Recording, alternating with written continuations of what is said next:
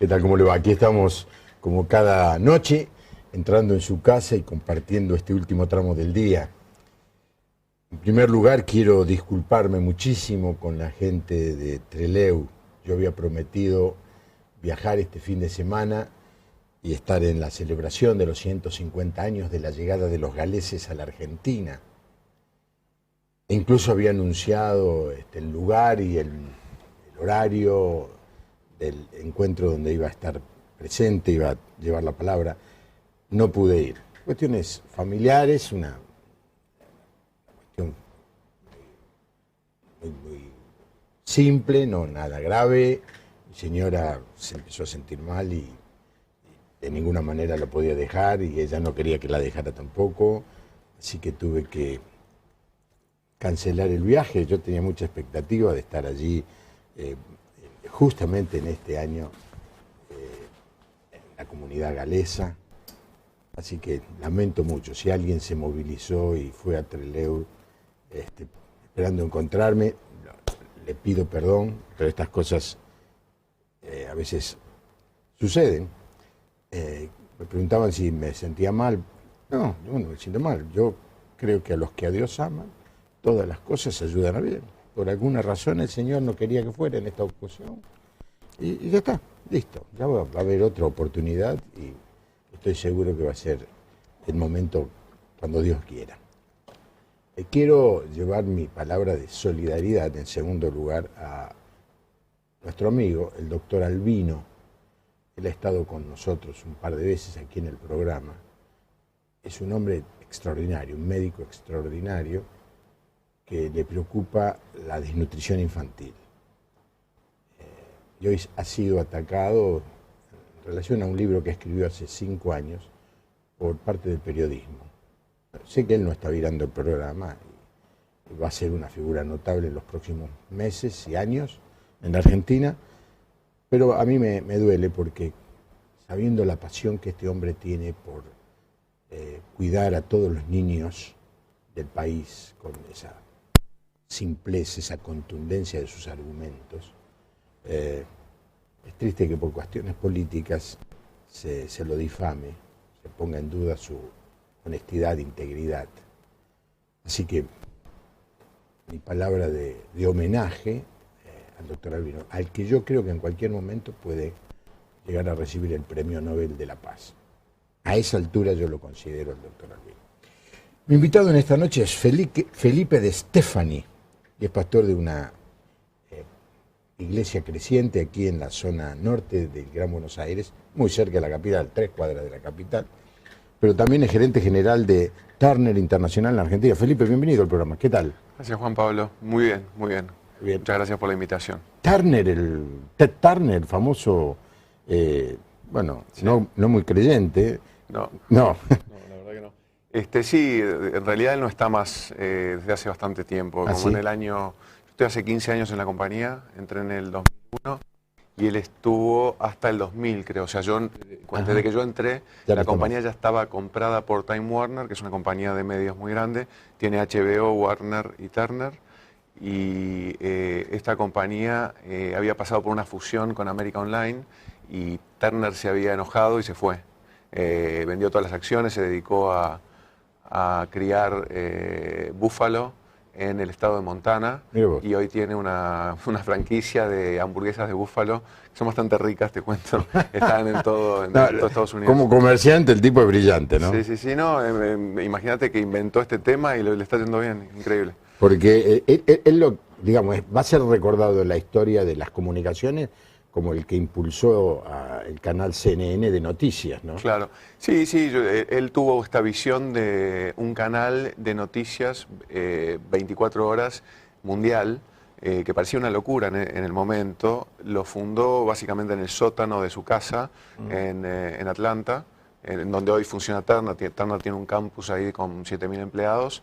Alrededor de lo que era la casa de Ted Turner era una mansión, porque él era millonario en ese momento, pero empezó con el canal y resulta que perdía plata todos los años, pero muy mal, y cuando estaba por cerrar, aparece la guerra. La guerra del Golfo. Entonces la guerra del Golfo fue lo que catapultó a CNN en ese momento, porque CNN paradójicamente era el único canal que estaba preparado con cámaras en los lugares y burós en los lugares donde estaba pasando esto, en el Medio Oriente, con lo cual resulta que claramente consiguió distribución en todo Estados Unidos y se dio vuelta al negocio y lanzó otros canales como Cartoon Network, TNT, y bueno, y hoy tenemos aquí en Argentina 17 canales de los que ves en el paquete de cable en cualquier lugar en donde estés. Sí, qué bárbaro.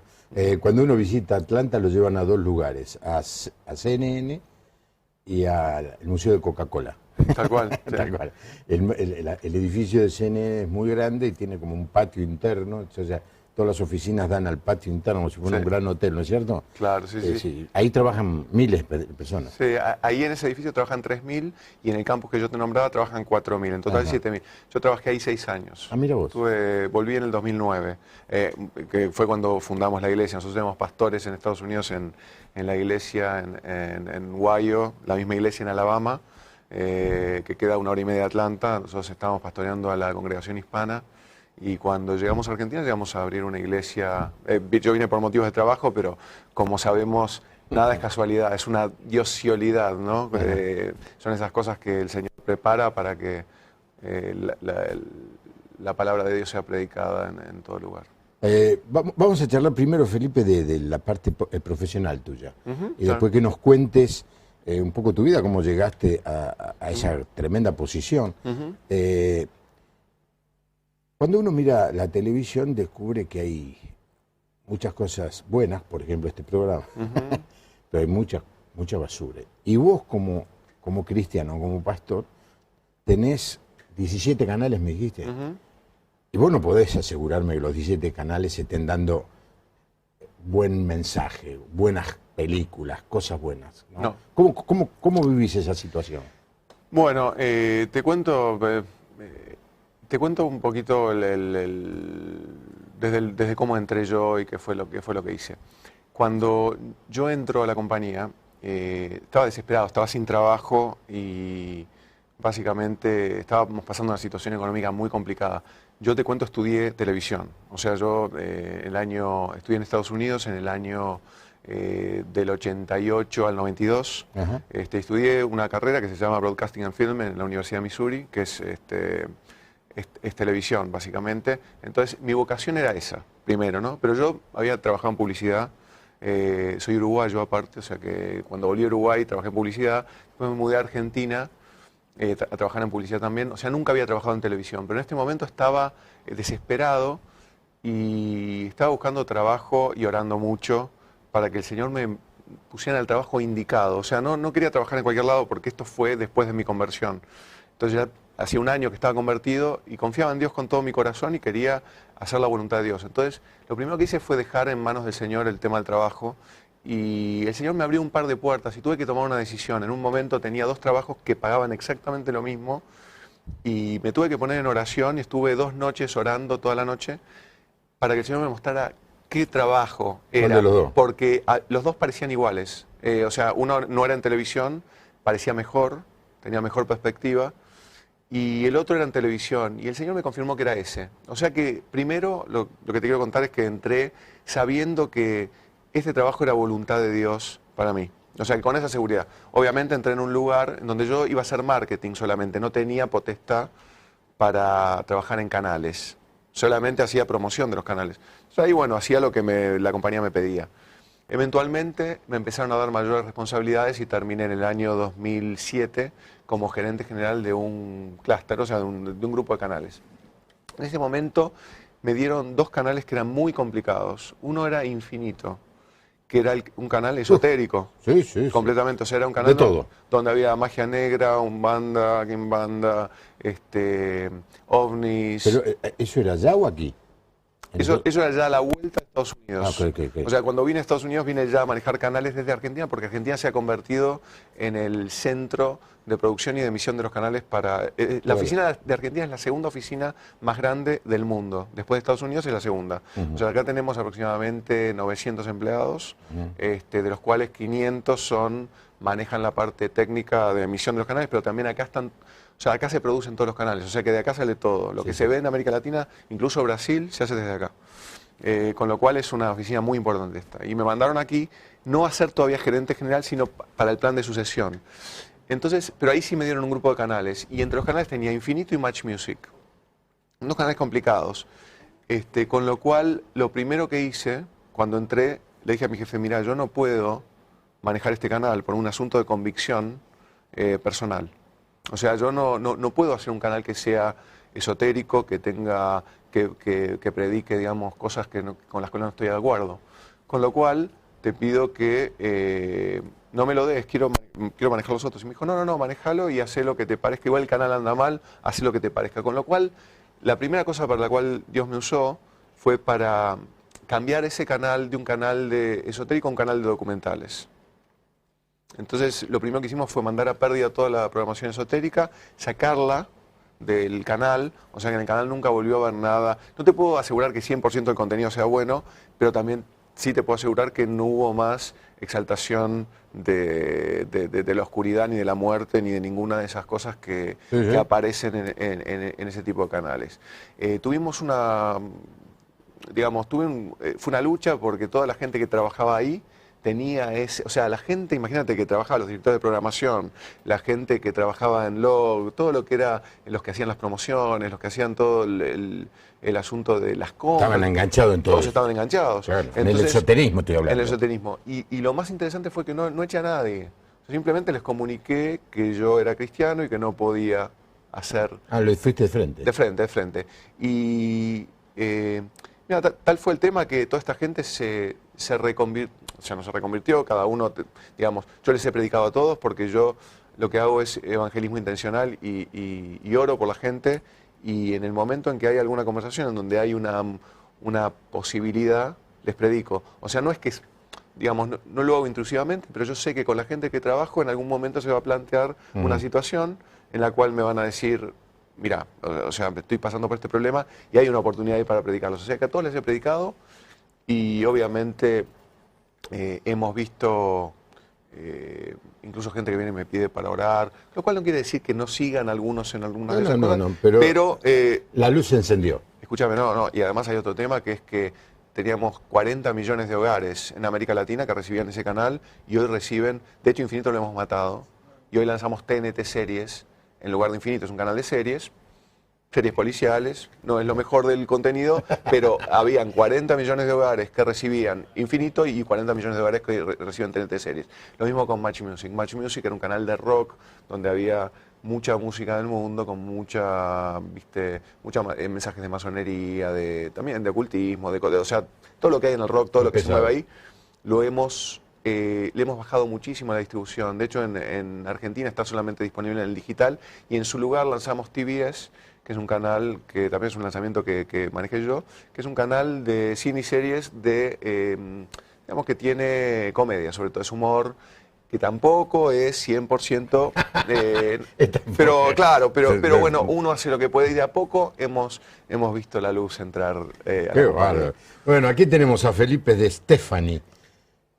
No es perfecto, es uruguayo, pero vamos a tratarlo bien, especialmente cuando juega Argentina-Uruguay. Estamos mal, ¿eh? El jueves va a ser difícil hacer el programa, que no sé a qué hora juega Argentina. Porque yo hago el programa, juegue el que juegue, ¿no? Sí. Pero Brasil-Argentina, ay. Hasta miedo tengo. 4568-6667 es el teléfono donde usted puede llamar y hacer algún comentario, alguna pregunta a nuestro invitado. Y también un mensaje de texto al 1560413585. Vos sabés, Felipe, que este Canal Luz es un milagro de Dios, tiene 3 reglas: nunca pide plata, no vende espacios, no vende publicidad, y es sostenido íntegramente por la Iglesia Evangélica Misionera Argentina de Rosario. La Iglesia ofrenda para que este canal esté en más de 1.700 lugares en toda Latinoamérica. De paso, el otro día, yo lo dije, Pablo Silvestre, que es el director del canal, se sacó una foto y me la mandó viendo el programa Canal Luz en Punta del Este, en Maldonado.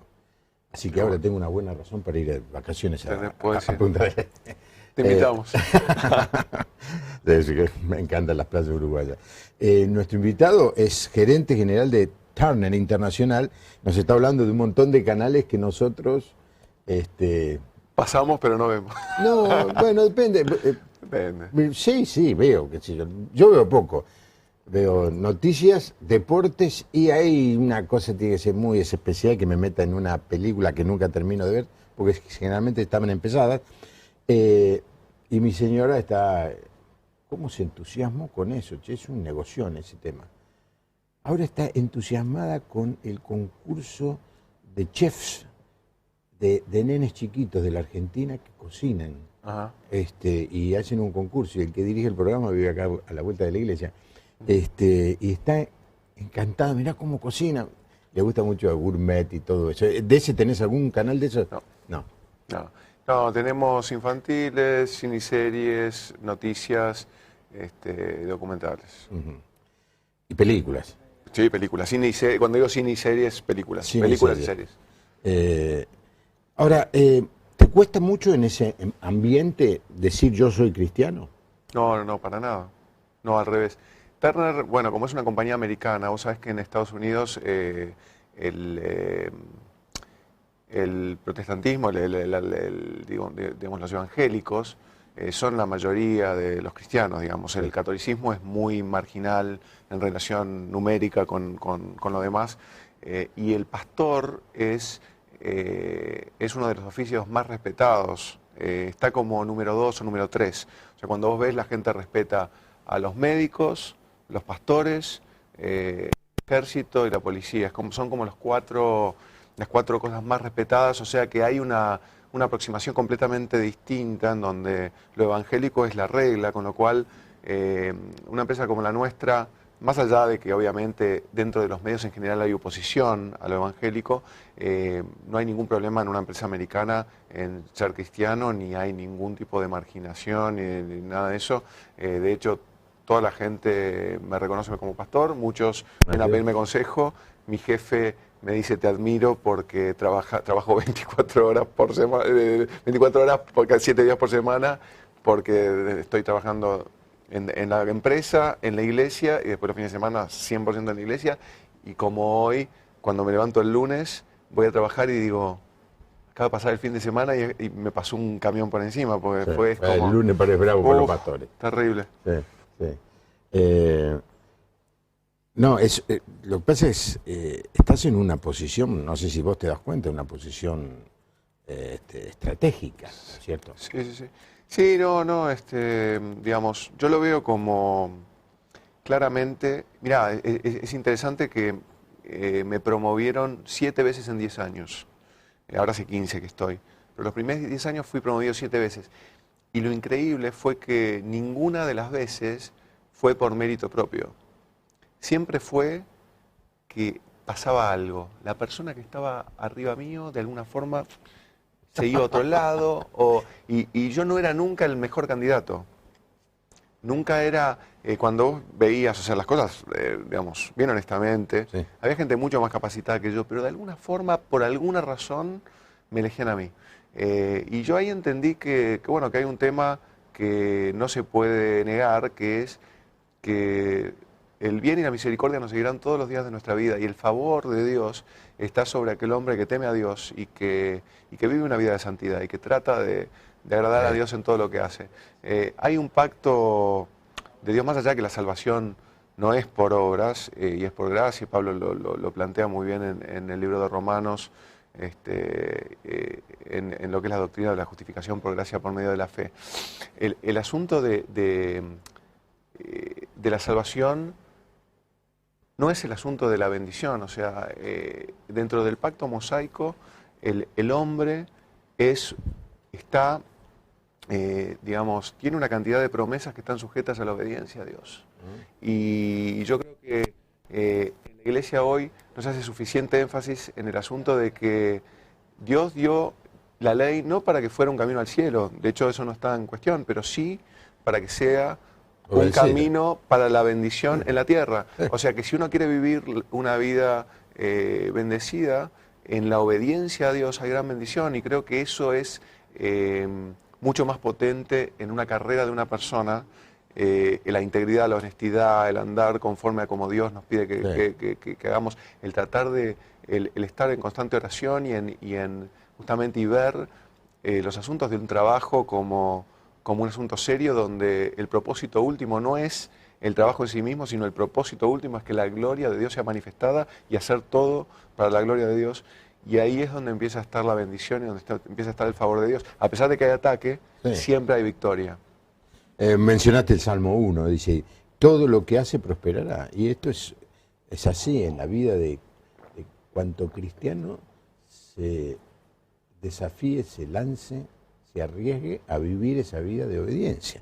Esther de Rosario, uno de los protagonistas de la serie Two and a Half Men, Jake, que es un niño, se convirtió y renunció a la serie.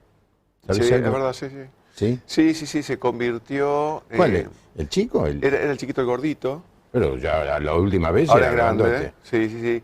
Él renunció a la serie, después igual la serie terminó. Sí. Él al principio lanzó un par de videos que se convirtieron en virales en YouTube, en Facebook y todo lo demás, en donde decía que estaba muy arrepentido de todo lo que había hecho, que de hecho estaba arrepentido de haber sido parte de la serie. Después, lamentablemente, apareció retractándose porque resulta que recibió mucha presión de los estudios productores de la serie de Warner, porque, bueno, el productor de la serie lo llamó, creo que lo amenazaron con que no trabajaba más, y tuvo que salir a decir que no, que en realidad no se retractaba, lo cual es medio triste porque apareció de una forma primero y de otra forma después, lo cual muestra la fuerte presión que hay en todo lo que es Hollywood de anticristiano, ¿no? Es como muy, muy interesante. Definitivamente una serie muy picaresca, muy divertida, pero era, digamos, lo máximo de la inmoralidad. Exacto, sí, una exaltación del sexo, de la promiscuidad, de la infidelidad, exacto, de la destrucción de valores, las relaciones padre, madre, esposo, esposa, eran todas rotas. Burladas.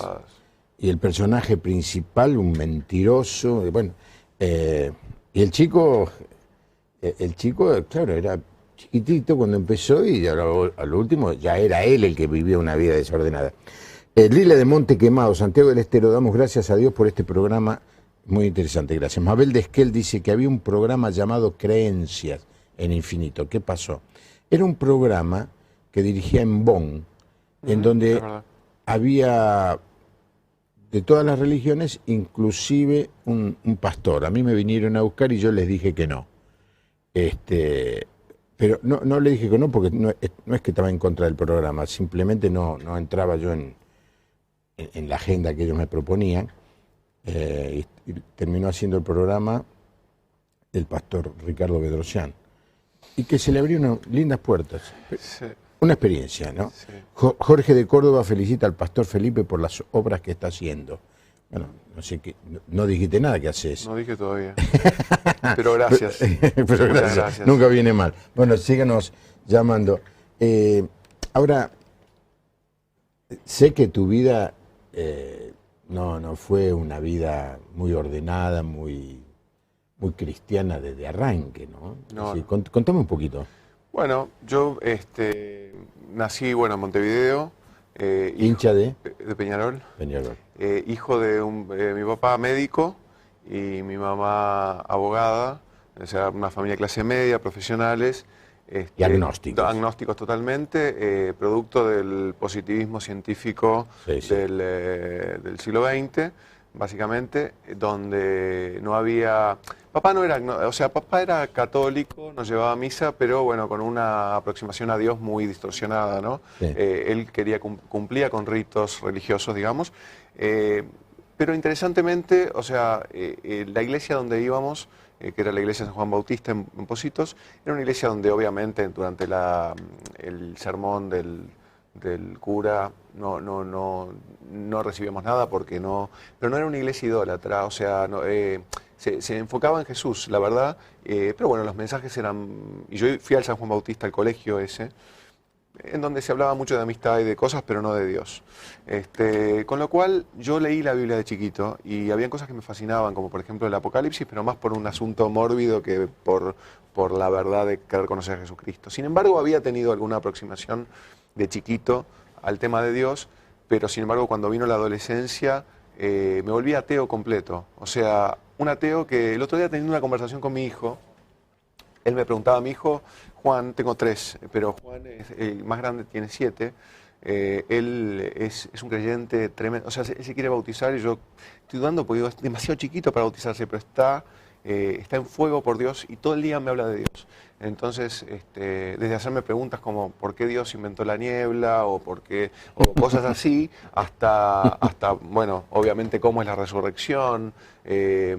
Todos resucitan, no hay algunos que resucitan, otros que quedan muertos, ¿no? Preguntas ya que son, Juan, estamos hablando de eso, yo le decía, no, Juan, todos resucitan, pero unos van a resucitar para la gloria, para estar con Jesús, y otros van a resucitar para condenación. Y me pregunta, ¿qué es condenación?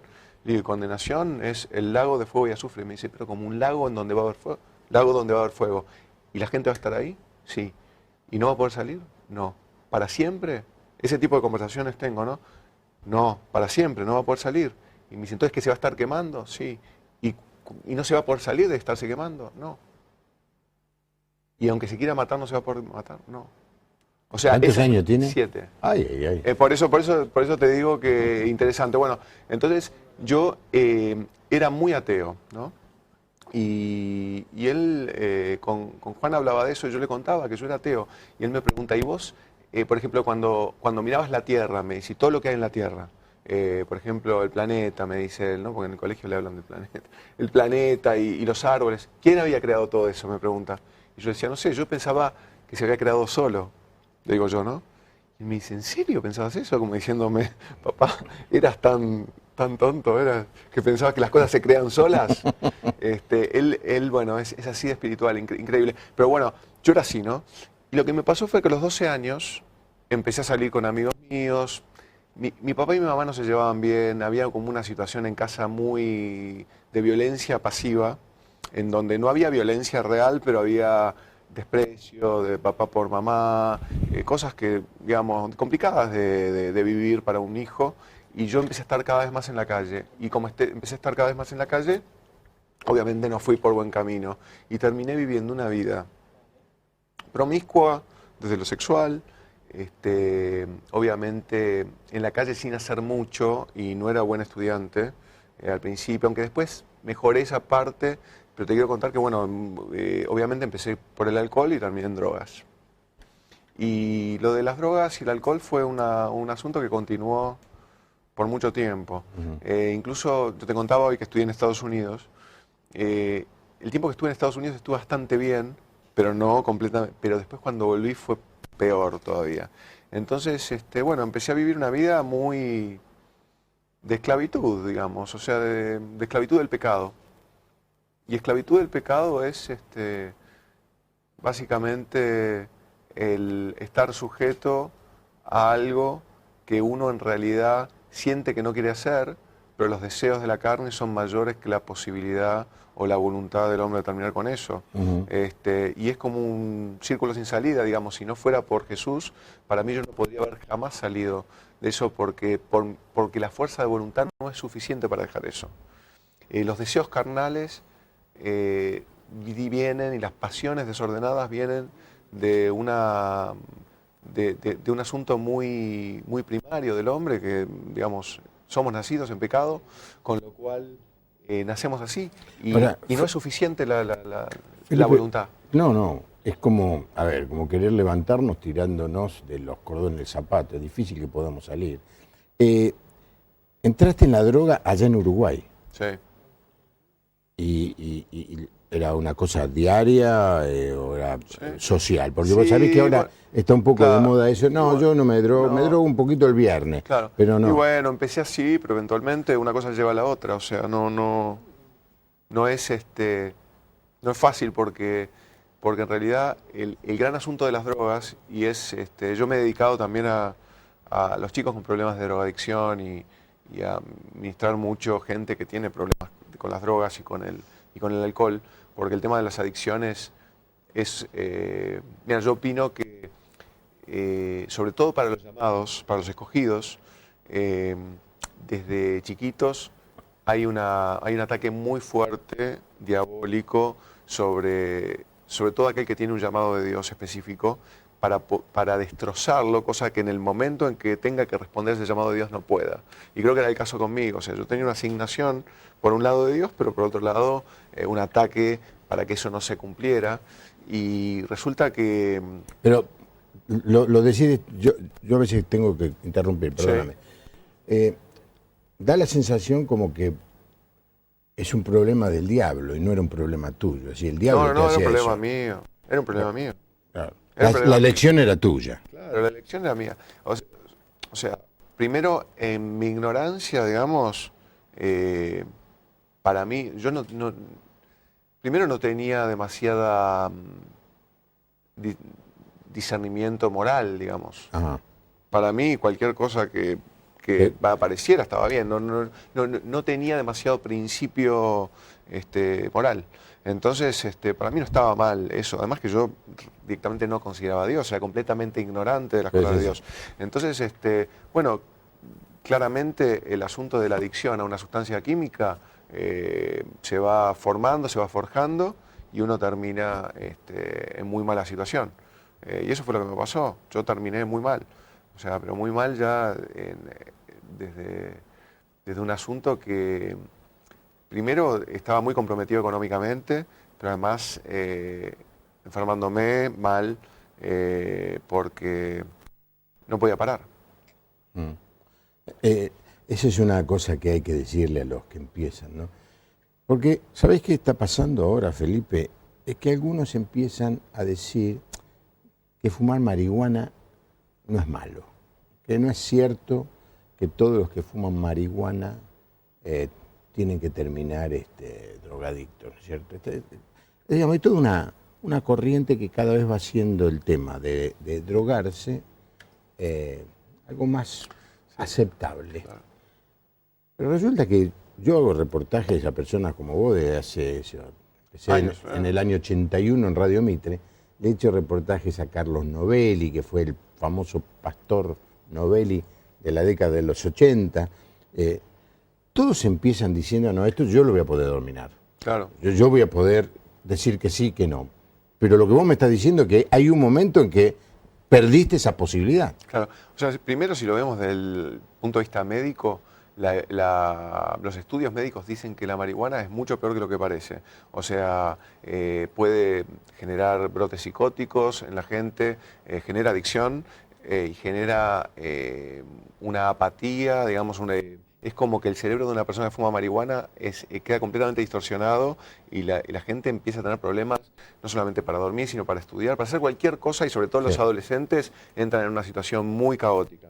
Eso primero, pero además la marihuana es el primer umbral para entrar en el tema de las drogas, y el problema con las adicciones es que cuando uno pasa un umbral, uno pasa un límite, ya es muy difícil volver atrás, porque vas a volver, si ya lo pasaste, ya está.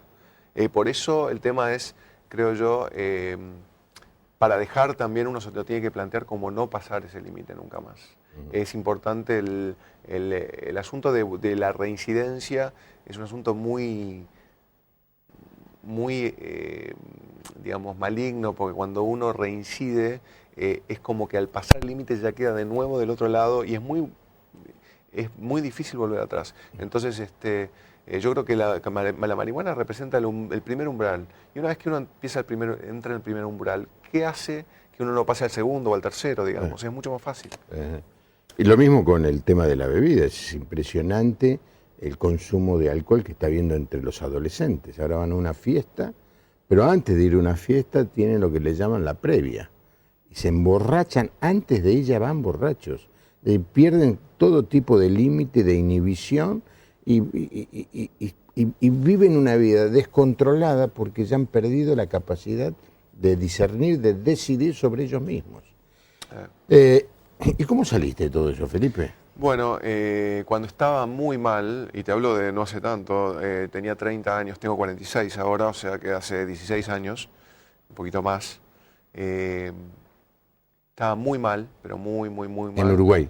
No, en Argentina. En Argentina. Ya, me había mudado a Argentina en el año 96 o algo así, había trabajado en publicidad. O sea, en publicidad, uno realmente, ese es un ambiente que no es demasiado recomendable porque corría mucha droga en ese momento. Yo creo que ahora es un poco distinto, pero en ese momento era como muy impresionante, o sea, no era un buen lugar para estar. Y resulta que llegué a tocar fondo, toqué fondo absolutamente, y desde todo punto de vista, anímico, espiritual, económico, físico, estaba muy mal. Y en ese tiempo conocí a una chica que empecé a salir con ella hasta que ella se dio cuenta lo mal que estaba yo. Y creo que al principio no se daba cuenta, pero cuando me empezó a conocer se dio cuenta que yo estaba muy mal. Y un día ella me mostró una Biblia, y yo no le di mucha importancia porque no entendí qué era lo que me quería decir con la Biblia. Me mostró una Biblia, pero obviamente ella estaba viviendo una vida igual a la mía. No peor, pero sí yo la estaba llevando por el mal camino. Pero ella todavía, después me enteré, ella había sido creyente, o sea, cuando había conocido al Señor cuando tenía 9 años, y había estado en una iglesia hasta los 20, y se había apartado a los 20 hasta los 28, que fue cuando yo la conocí. Y en ese momento ella me dice, ¿harías algo por mí? Porque yo pensé que me iba a dejar, porque yo estaba muy mal. Entonces ella me dice, ¿harías algo por mí? Dije, ¿qué? Y me dice, ¿vendrías a la iglesia? ¿A la iglesia? Le digo yo. ¿Qué? ¿A la iglesia? ¿Vos a la iglesia? Pues yo, o sea, ese es el inconveniente cuando uno predica sin el testimonio, ¿no? A la iglesia, yo decía primero que no entiendo por qué a la iglesia, y me dice, mira, el único que te puede sacar de esto es Jesús. Y yo en ese momento me reí, porque no pensé que era posible eso, no pensé que era posible para nada que Jesús hiciera nada por mí, porque para mí Jesús no existía.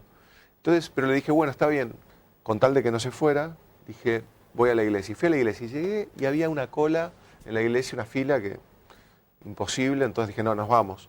No, quédate. Entonces justo viene una amiga de ella y me dice, no. Y entre las dos medio me trataban de meter en la fila.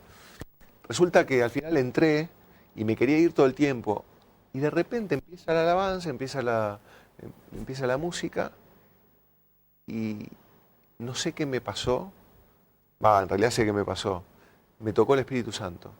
Y en un momento lo que me pasó literalmente fue que empecé a ver como en mi cabeza toda mi vida, todo lo que había pasado, todo lo que había visto. Fue como a veces hay películas donde hay lo que se llama un flashback, que es como una vuelta atrás en donde la persona rememora o ve algo del pasado.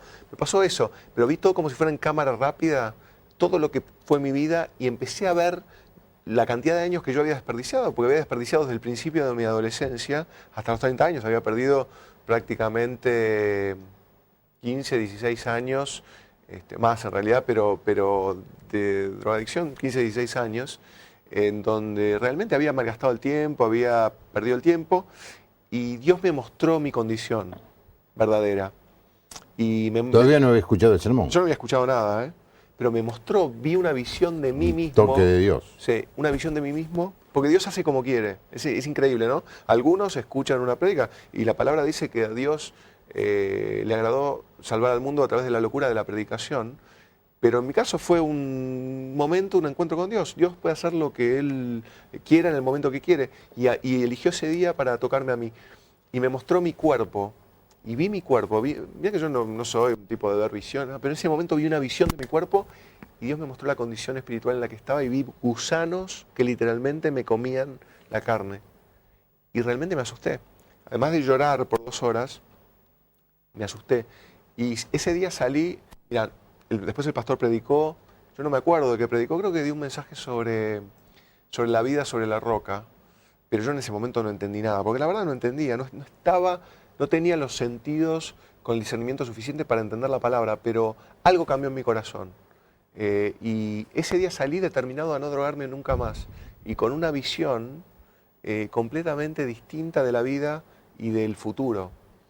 Si bien no estaba en una buena situación y de hecho me costó 2 años levantar cabeza, pues los siguientes 2 años estuve en una muy mala situación económica, porque apenas me convertí, en lugar de mejorar las cosas empezaron a empeorar, sobre todo desde el punto de vista económico, y bueno, yo entré como una especie de resaca avanzada, que duró como 6 meses en depresión, pero yo tenía, imagínate que estaba completamente adicto y el salir, si bien no tenía una abstinencia, un síndrome de abstinencia muy fuerte, lo que sí tenía era una depresión clínica, porque químicamente mi cerebro estaba desbalanceado, entonces estaba muy mal de ánimo, de mucho mal humor y todo lo demás, pero algo me daba esperanza sobre el futuro.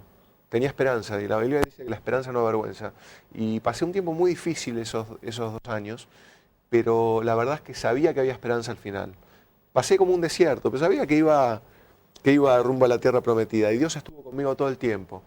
Primero que nunca más, o sea, un milagro, porque yo venía de 15 días, de 15 años, prácticamente había empezado, como vos decías, socialmente, pero después había pasado una cosa crónica, y ya no más. O sea, dejé completamente. El alcohol me costó un poquito más porque después me di cuenta que también tenía un tema de alcoholismo, que no me daba cuenta eventualmente con el tema. Pero el alcohol me costó un poquito más, pero también lo dejé completamente. Y bueno, ahí mi vida empezó a mejorar de a poco. Y me encontré sirviendo al Señor, a pesar de que en la iglesia, en el grupo, tenía un líder que, teníamos un grupo como de célula, y el líder hacía una pregunta y yo levantaba la mano y siempre contestaba mal. Él preguntaba, ¿y qué les parece esto? Y yo daba una respuesta y la respuesta estaba mal, siempre, ¿no? O sea, era el que menos sabía de todos, pero igual confiaba en Dios, creía en Dios. Sí, la chica esa, ¿la volviste a ver? No, es mi esposa. Ah, es tu esposa. Claro. Sí, o sea, ella también. No, yo sabía. Le hice esa pregunta porque ya me lo había contado. Ella volvió a la iglesia conmigo. Qué bárbaro. Y bueno, hoy en día estamos pastoreando juntos, Claro, sí. la iglesia. Ella, bueno, está a cargo de las mujeres de la iglesia. Vos sabés que me viene a la mente, algún día tengo que hacer un programa con tu esposa y con otros que han vivido esta experiencia de haber conocido al Señor y haberse apartado. Claro que sí. Porque vos sabés que por cada persona que hay adentro de la iglesia, hay 2 afuera que viven esa situación que vivió. ¿Cómo se llama tu señora? María. María, que vivió María. Es más, yo sé que la gran mayoría que está viendo el programa, esto en todo el país o en toda Latinoamérica, la gran mayoría es gente que alguna vez fue a la iglesia, pero hace un tiempo que no está yendo. Sí, si querés te cuento un poquito, igual el programa te recomiendo hacerlo con ella porque te va a contar algunas cosas íntimas que son bastante impresionantes. Pero todo empezó, tuvo un problema con los pastores, un problema chiquito con los pastores que ella tenía, pero de alguna forma ella empezó a hablar mal de los pastores. Y vino sobre ella la condenación justamente de la murmuración, que la llevó a apartarse. Fue el juicio de Dios por la rebelión contra su autoridad, básicamente. Y ella, bueno, después aprendió. Pero lo interesante era que ella estaba fuera, estaba apartada, pero cada vez que ella salía a algún lado, de repente en la radio aparecía un pastor hablando. O sea, Dios la perseguía por todos lados. Ella se trataba de ir, pero Dios estaba siempre atrás y siempre Dios estuvo con ella a pesar de que ella estaba apartada. Porque ella estaba predestinada para la salvación. Y la verdad es que, aunque trataba de apartarse, esa es la seguridad que tenemos que tener. Y yo quiero, te secundo en este llamado a la gente que está hoy viendo este programa y que quizás estás fuera de la iglesia, y sabes que Dios te está persiguiendo, porque Dios no te va a dejar, no te va a soltar, porque aunque vos quieras escaparte, quieras irte al cielo, Él está en el cielo, quieras ir al infierno, Él está en el infierno, quieras ir a cualquier lado, al baño, encerrarte, Él está ahí. Hay bendición en volver a la iglesia. De alguna forma, Dios ha armado su plan para que los cristianos estén dentro de la iglesia. La iglesia es imperfecta como cuerpo, porque todavía vivimos en un mundo que es imperfecto, es un mundo caído, pero la iglesia es dentro de la imperfección de lo que existe, es el más perfecto de los lugares porque es el lugar donde vos vas a recibir bendición. Y la bendición no viene solamente de Dios. Hay muchos que no son que son creyentes pero no están yendo a la iglesia, que creen que solamente orando o solamente estando en su casa solos con el Señor es suficiente. Mirando televisión. O mirando televisión. Pero yo te digo que solamente si vos estás en el cuerpo, estás recibiendo vida. Porque si una mano vos la sacás de un cuerpo y la ponés en una mesa, esa mano no se va a poder mover, no va a tener vida. O sea, la vida que nosotros recibimos de la cabeza, que es Cristo, fluye a través del tronco, del brazo, hasta la mano. Y si el brazo no está pegado al tronco, y si el tronco no está pegado al cuello, y si el cuello no está pegado a la cabeza, la mano no puede recibir dirección. Y realmente la gente necesita volver a la iglesia. Si vos no estás en la iglesia en este momento, quizá el Señor te estaba llamando a otra iglesia, pero nunca la voluntad de Dios va a ser para un cristiano que esté fuera de la iglesia. Yo sé que podés estar desencantado de la iglesia, pero los creyentes tenemos que estar en la iglesia. Solamente de nuestros hermanos vamos a recibir algunas cosas que no podemos recibir de nadie más. Pues a mí me vino a mente este coro.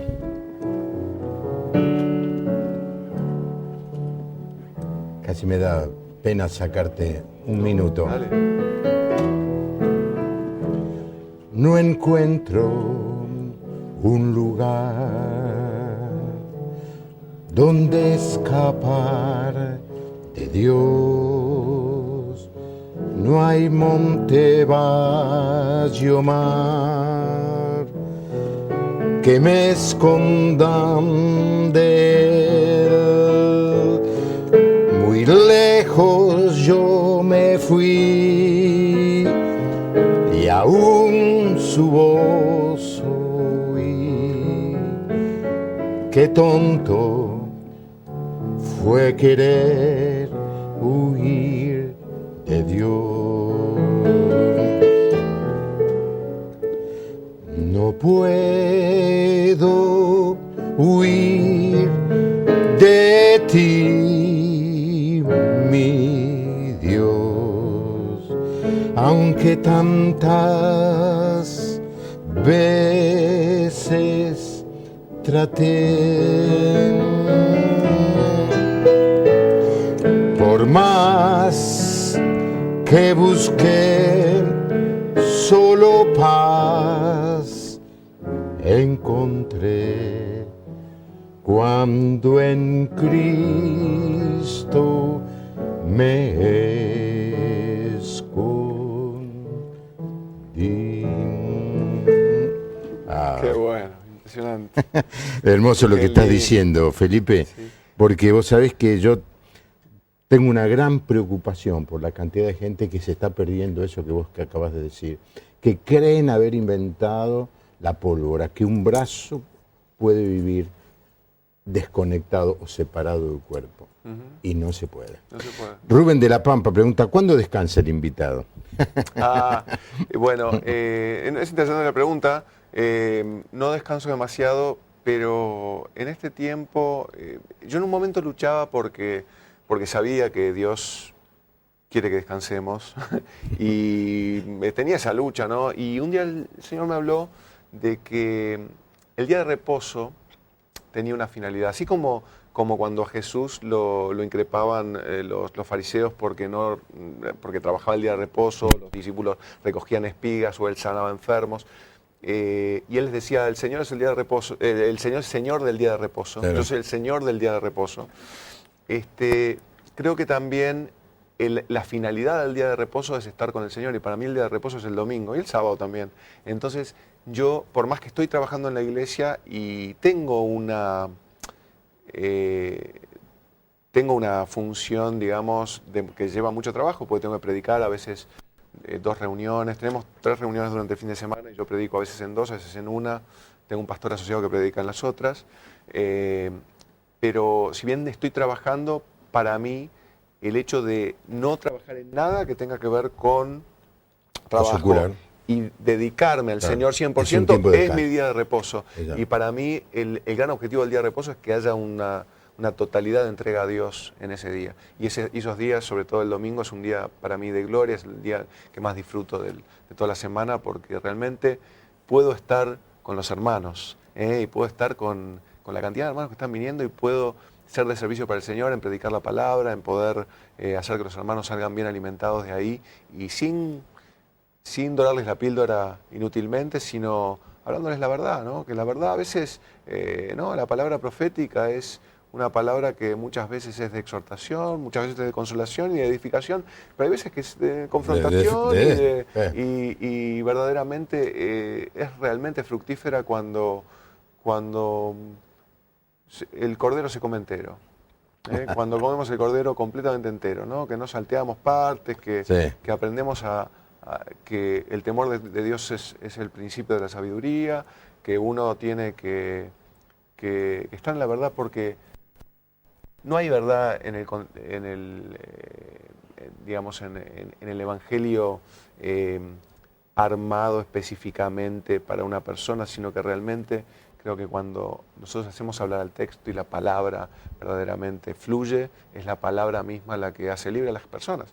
Muchas veces estamos con asuntos que son más bien como muletas para el cristianismo, ¿no? Mucha psicología, mucho de esto, mucho lo otro, pero en realidad la palabra de Dios es suficiente para libertar a las personas. Cuando hay palabra... Conoceréis la verdad. Y la verdad os hará libres. Alberto Merlo dice, muy buen programa. Vilma de Esquel, felicitaciones por el programa, muy bueno. Esperamos su visita en una próxima oportunidad.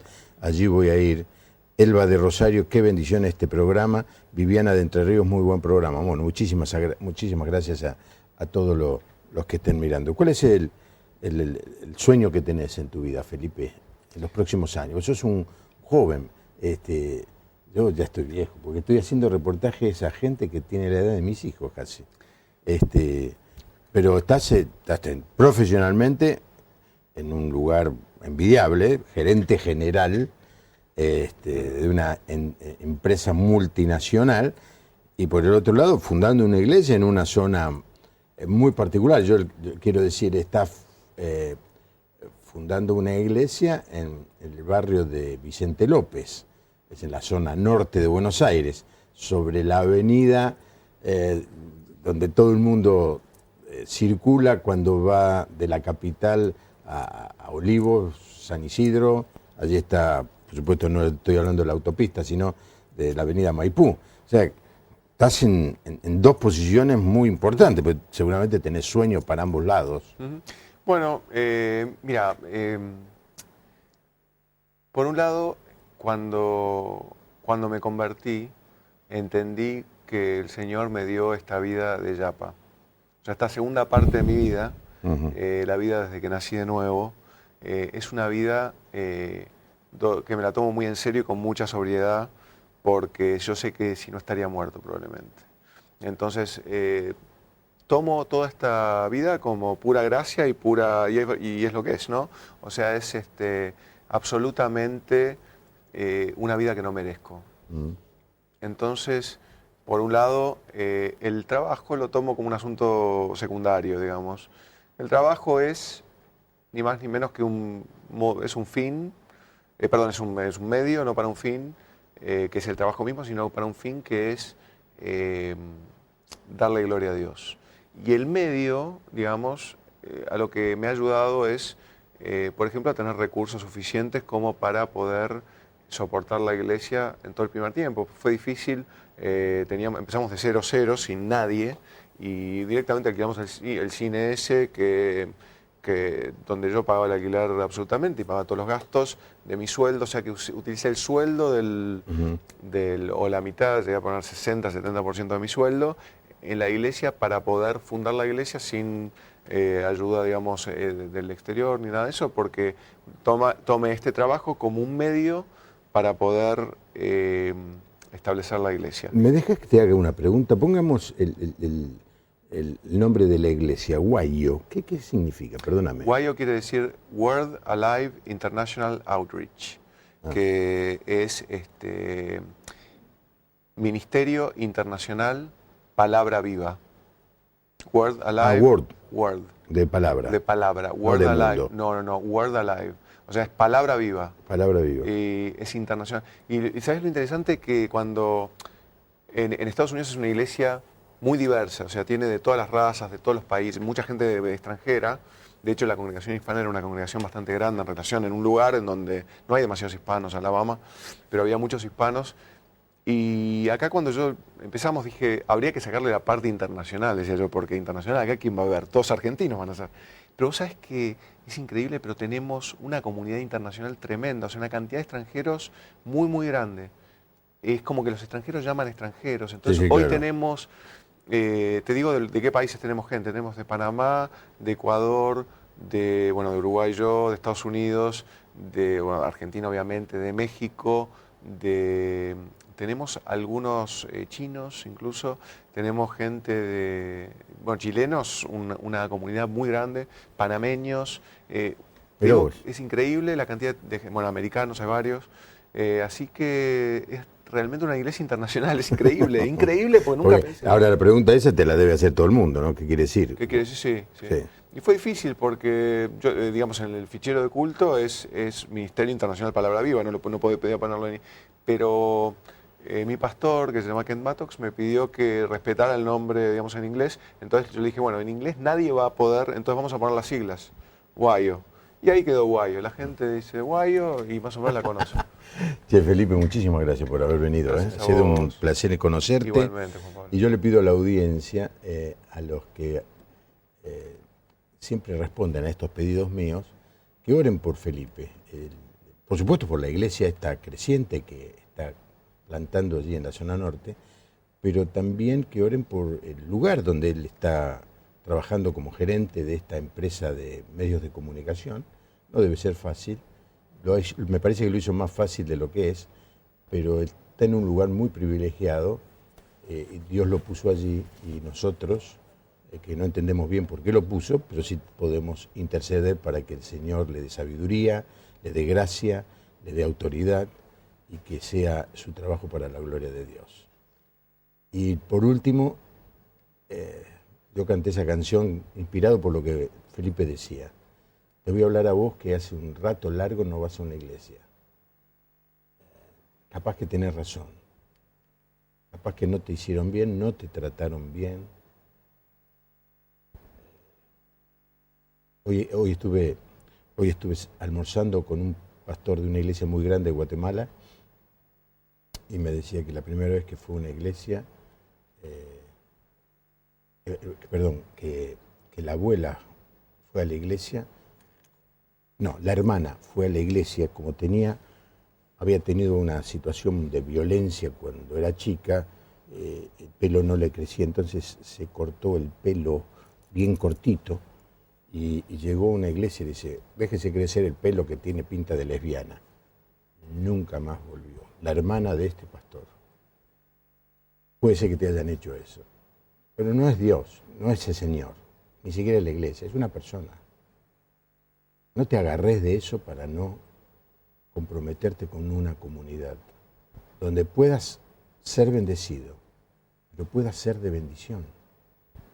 Porque esa es la razón por la que estamos aquí en la tierra, es para que, recibiendo la bendición de Dios, toquemos la vida de aquellos que nos rodean. Necesitas una iglesia. Decidite en esta noche empezar a ir. Que tengas una buena noche. Mañana estamos aquí a las 10. Que Dios te bendiga.